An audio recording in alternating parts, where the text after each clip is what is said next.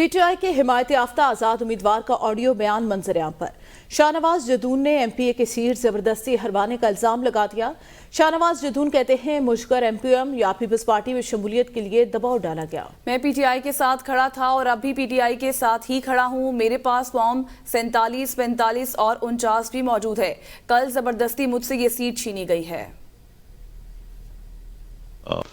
میرے پاس فارم 47، 48، 49 تینوں موجود تھے۔ حالانکہ لا یہ ہے کہ 49 جاری ہونے کے بعد کوئی ریکاؤنٹنگ نہیں ہوتی، لیکن پرسوں انہوں نے اسلام آباد ہائی کورٹس اسلام آباد الیکشن کمیشن سے آرڈر کیا، اور کل مجھے 3 بجے 3:30 بجے بتایا گیا، آر او آفس سے فون آیا، نہ مجھے کوئی لیٹر دیا نہ کچھ انفارم کیا۔ 3:30 بجے مجھے وربلی فون کر کے بتایا گیا کہ 5 بجے ریکاؤنٹنگ ہے، آپ آ جائے۔ حالانکہ میری کل طبیعت بھی صحیح نہیں تھی۔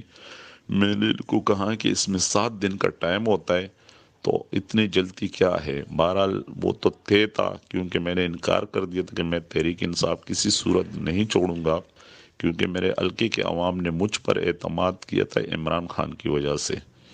تو بہرحال میرے انکار کے بعد کل زبردستی یہ سیٹ چھینی گئی۔ حالانکہ جب 8 فروری کو الیکشن ہوئے اور ہمارے پاس کمپلیٹ فارم 45 موجود ہے، تقریباً 7,500 میری لیڈ تھی، انہوں نے وہاں پر مجھے رزلٹ نہیں دیا، اور 9 تاریخ کو رات کو مجھے رزلٹ دیا، وہاں بھی انہوں نے ٹیمپرنگ کی فارم 45 میں، اور مجھے 1700 کی لیڈ سے فارم 47 میں جتوایا گیا۔